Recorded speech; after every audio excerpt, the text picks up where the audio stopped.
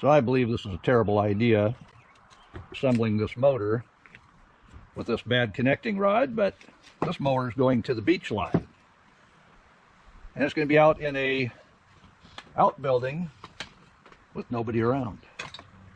So if it gets stolen, how much am I out? So if you ever want to know what parts to get for your mower, on the flywheel, this one says Tecumseh, and it gives part numbers. So we were able to order a kit for Tecumseh. It has head gaskets, pan gaskets, all kinds of carburetor hookups. So you have your one that goes onto the motor and one that goes onto that L pipe. So you're going to need a couple different styles. They send a bunch of gaskets you're not going to need. So apparently there are several versions of Tecumseh, and this one just happens to be a newer one because the gasket I made just for demonstration purposes, most of it lines up, but a lot of it is not going to work. So this kit isn't any good to me, and I took the head down to find a gasket because that head gasket in the box also doesn't match. I did get the correct one. Apparently they make about 6 different head gaskets for Tecumseh. It's going to be on you though. You got to tell me in a comment, blow it up, fix it. If I'm blowing it up, how long? You can say 5 minutes, an hour, 3 days, you tell me, and we'll do it.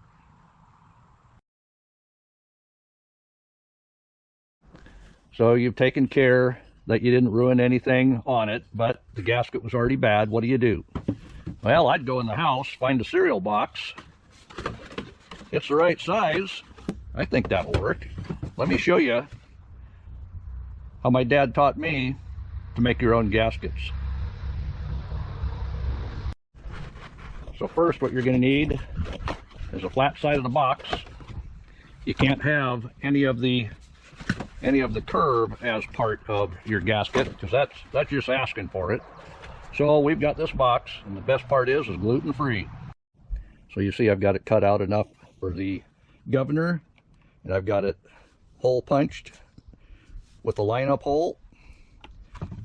Now there's 2 ways you can go about this. One, and this is the way my dad taught me to do it, you take the ball peen end and you ping around the whole outside and you ping around the inside, and it'll actually cut the cardboard. But there is another way to do it, and that might be the way you want to do it.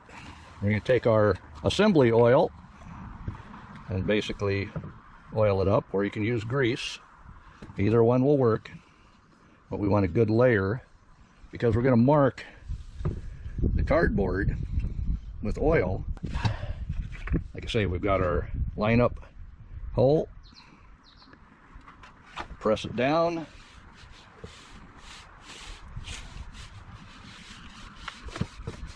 We don't want to move it, not while that oil's soaking in. All right, let's take a look. There you go, there's your gasket.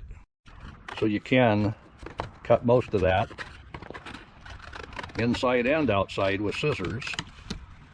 And I'm cutting this just so I can get in close with the hole cutter. If it's questionable, cut big. There we go. We know we need holes here.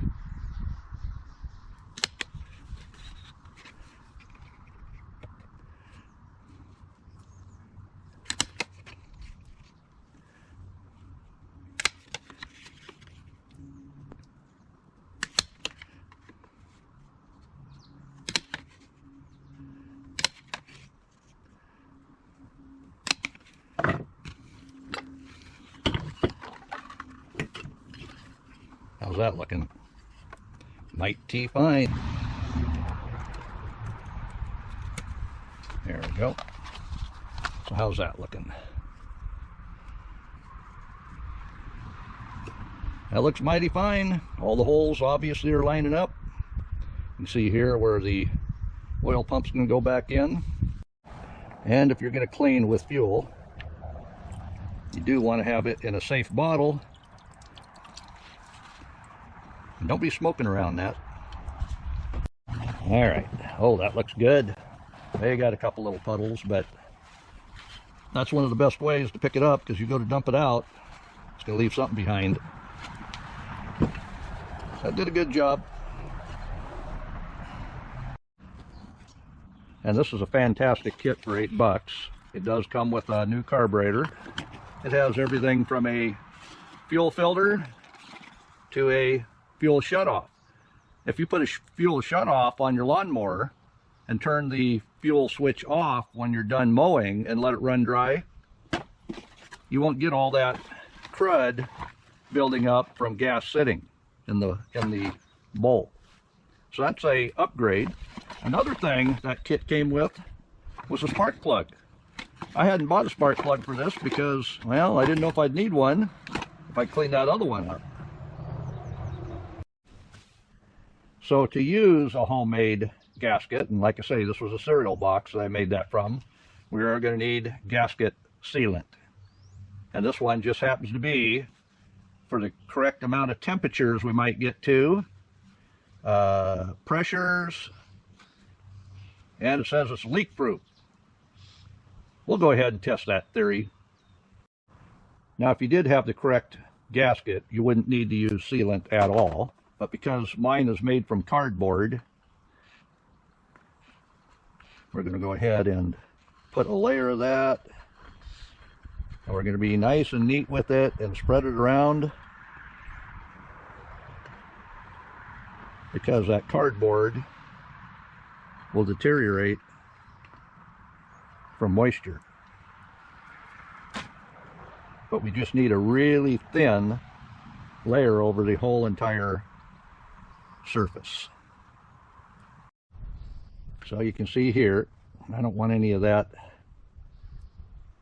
all over inside the oil pan, so I'm making sure I clean any of that up, putting it on anything that looks a little light. And then we can put our homemade gasket on. There's 2 lineup pins. I did find the other one on the table here.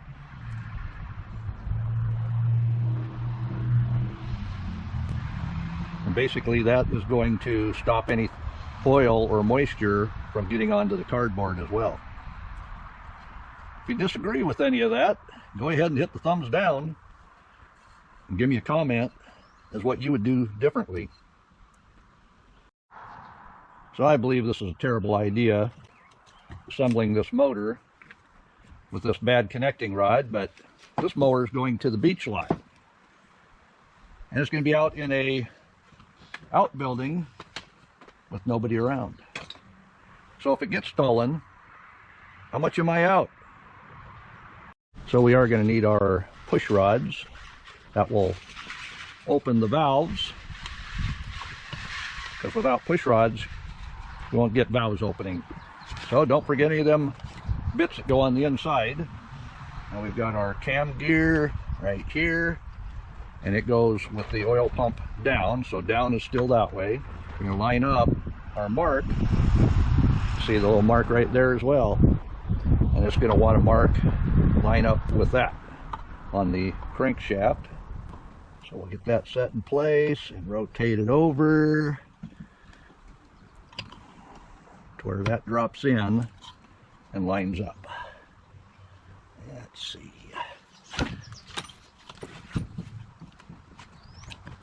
There we go. You want that to drop all the way in, and then verify those 2 timing marks are in the same groove. Now we can put on our oil pump, and that's going to go with the flatter side down right on the cam gear.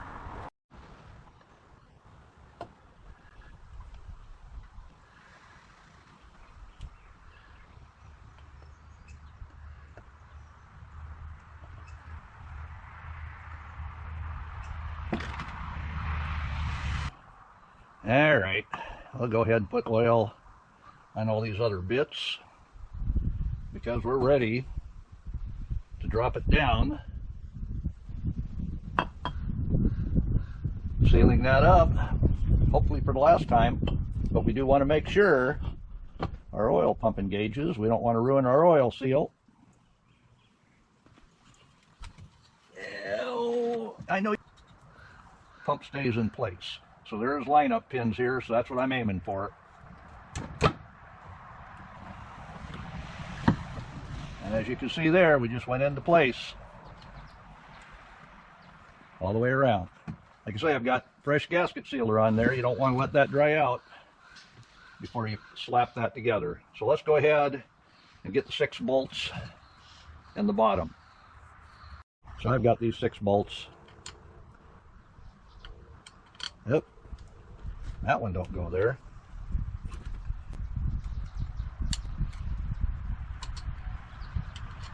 Make sure you don't get a carburetor bolt.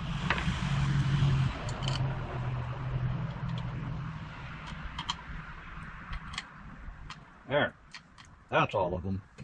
We'll get them tightened up. So it is better to make sure they're going in and not cross-threading. This situation, it'd almost be impossible to cross-thread, but if you get crazy with one of your drill drivers that doesn't care, you'll have to be fixing a thread. So we'll go ahead and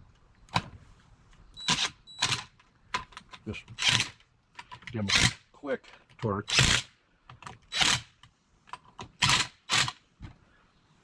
Sound good?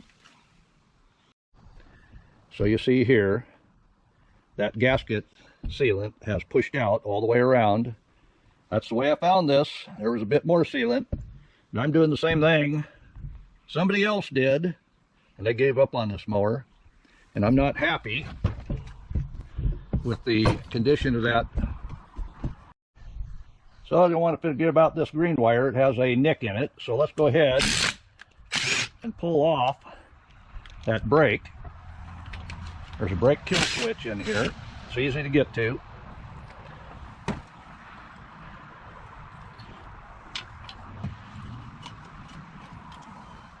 You see the kill switch right here. There's nothing left of the brake, so it's just about non-existent. And you see the nick in the wire. There's 2 ways we can take care of that. We can put some of this heat shrink over, or I can just put a butt joint right there.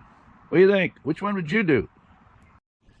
So if you said you just throw that thing in the garbage and forget about it, you're a man after my own heart. Well, we're going to go ahead and put that butt joint on, because what this does, when you let go of that handle for safety reasons, it should turn the motor off, and that brake that's non-existent now should help stop that motor.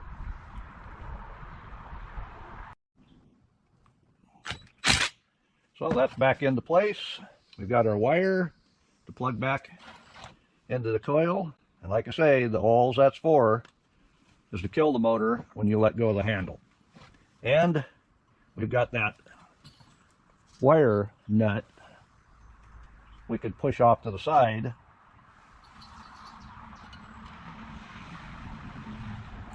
keeping it away from that flywheel where it might rub a hole in it.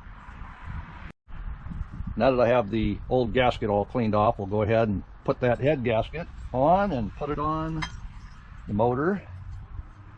And we've got 3, 6, 8 head bolts that we all knew were the same length. If you found anything that had a longer head bolt in one spot, you want to locate that now.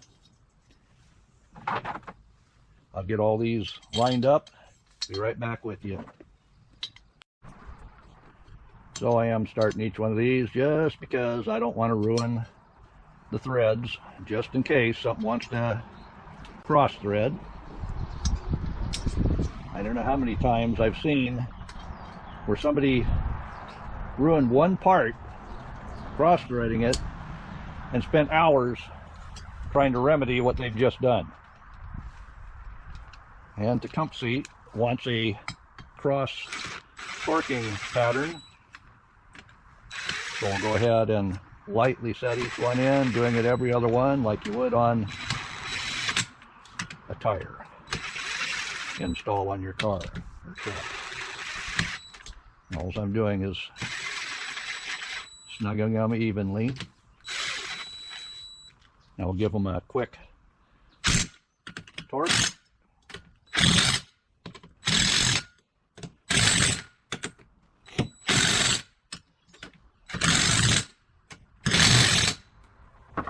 I know I'm going to get some hate on that one.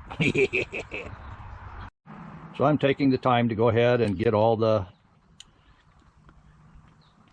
rods put back on. Both of these go back to the governor, which is back here. That's why there's 2 holes. So let's go ahead, because we have to tip it in to the hole.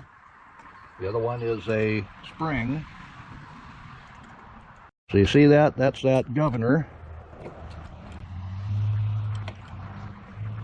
And the spring pulls against the weight of how fast that runs and lets it go a little bit faster as the governor is trying to shut it down. So both those rods, the one to the throttle and the one to the adjuster, have to be set in place. Now we can go ahead and put the bolts in, making sure we've got either new gasket or gasket sealer, because there's been times when I'll have put a motor together, or I'm looking at a motor, and the only thing that was really wrong with it is that one of these gaskets was bad. So you do want your throttle to move after you stick it all back on, just so you know you might have it right.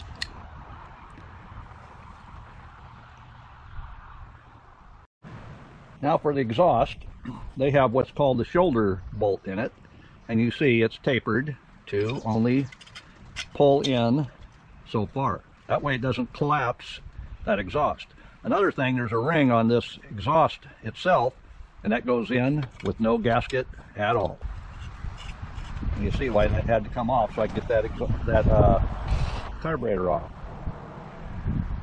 So now we'll go ahead and put the blower housing on. That also holds the starter. And we've got the regular size bolts that fit here. And then on the gas tank, we've got the shoulder bolts. I'll show you that. But we got to get this housing screwed into place. And we've got the 2 in the back.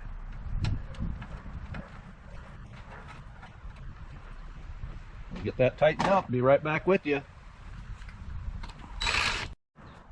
So before we put the fuel tank on, we want to make sure the oil tube is back in place. There is a gasket there, so make sure that's still there when you put this together.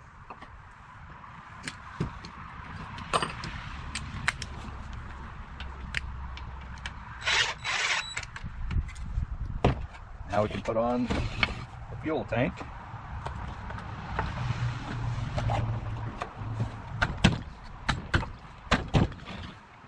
And we've got 3 shoulder bolts. You see the shoulder on that bolt.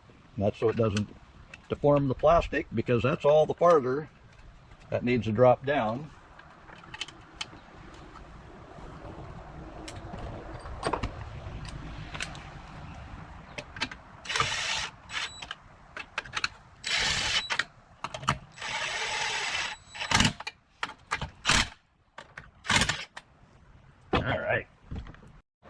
Now you can buy, usually at any auto parts, a new fuel line, and this is clear. And we're going to put in a off switch, so I could put that under the tank, or I can put it over here where I'll see it. I think I'll do that. And I can put in a fuel filter as well, but I think I'll just put in the switch to turn it off. So we'll take the clamps off our old hose.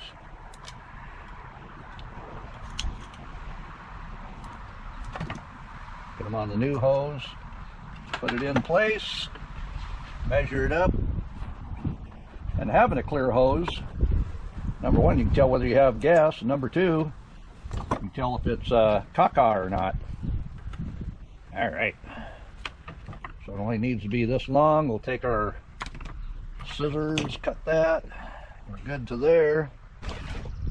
And then we can put our fuel shutoff in between.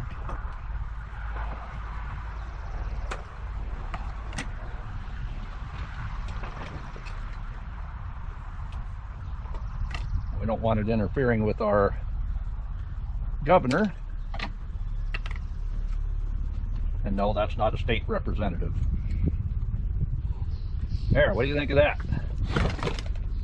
Now, inline means let the gas run.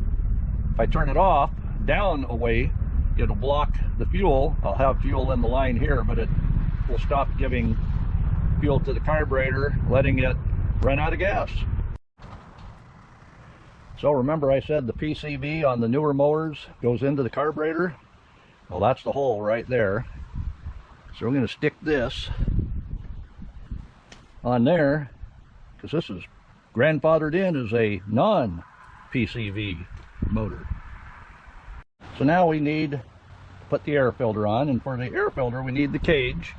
Now this is a good thing and a bad thing. It lets lots of air in, but it also lets rain in, or if you took the garden hose and cleaned off your mower, you're going to get that filter wet. And because this is paper, it swells up and doesn't let the air in the next time you run it. So that was one of the problems with the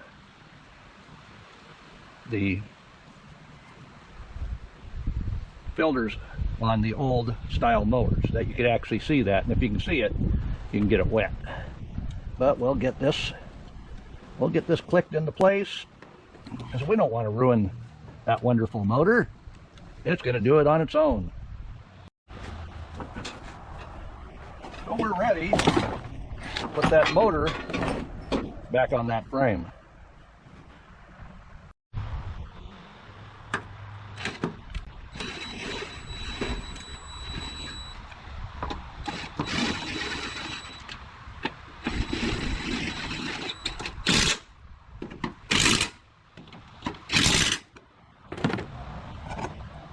And we've got our blade driver, and if you look at this, it says that you can't really see it under the rust, grass side, so you want that end down. That way the cutting edge will actually cut the grass. We got our 9/16 nut,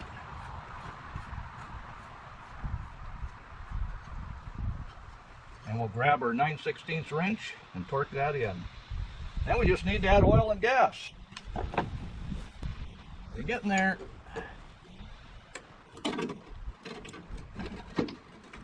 How tight? Right next to Gorilla tight. So this is a mulching blade, so it has two cutting edges.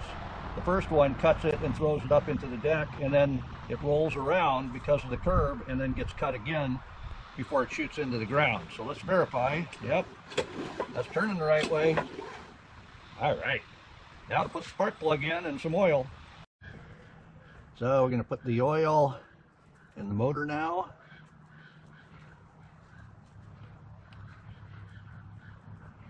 We're going to need most of this, but we'll check it with the dipstick and be right back with you. All right, let's check it.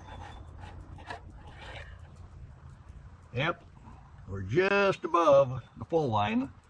By the time it gets everything pumped out and around, I think we'll be all right. But that was proof I put oil in it. So I don't have the spark plug in yet. So now we'll check for spark before we put that spark plug in. So what I needed for the lawnmower spark plug is a JR 19LM. And guess what they sent me? The perfect spark plug. I don't know, it might say made in China. But we'll put this in and we'll test it with my other spark tester, and that would be starting fluid. So we got some gas in there. We'll see if this thing's going to start up or not. I'm afraid this thing may blow up. That rod was really noisy when I put it in there. But I didn't want to spend a lot of money on it because this lawnmower is going to the beach. If somebody steals it, I won't be out much. So let's go ahead and see if this thing will start up. We'll even try some starting fluid. If it doesn't start in the first couple of pulls. So we're going to put this up on high, give 2 squirts, see if it primed itself. Oh yeah, how about that? Give it 2 squirts again.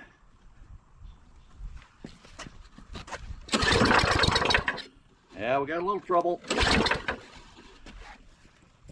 I think that knocking is that connecting rod.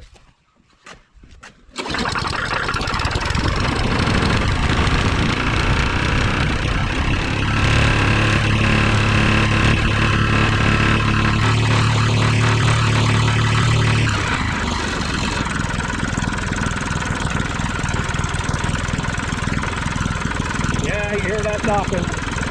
That ain't gonna last long. That connecting rod, too loose. That's what that knocking is.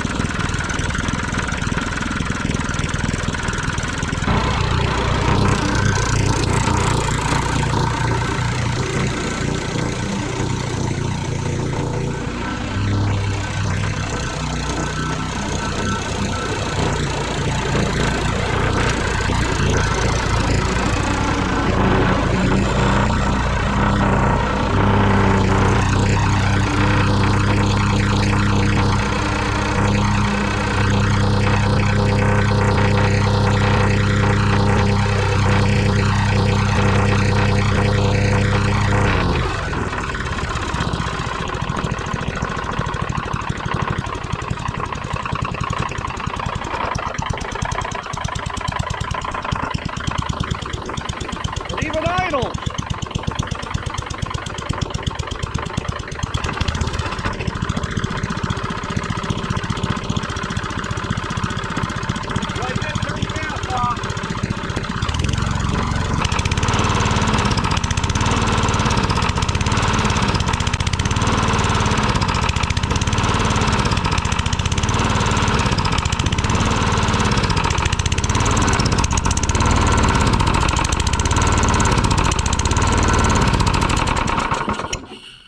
Yeah, I turned the gas off. So right now that carburetor is empty. How cool is that? Other than it knocks like crazy because of that bad connecting rod. I could change the connecting rod, but the crank is just as bad. And those 2 parts alone is half the cost of a lawnmower. So we're going to live with this. So in review, this thing has a really bad connecting rod. I knew it, but the bet with my buddy was that I could get it running. I got it running. So now what I need to know from you, you want me to fix this with new parts or another engine, or do you want to see this thing blow up? So if you want to see it blow up, put a comment as how long you think that will last mowing the lawn.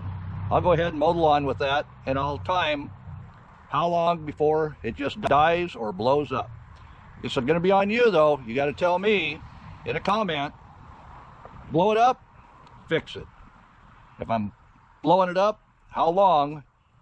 You can say 5 minutes, an hour, 3 days, you tell me, and we'll do it.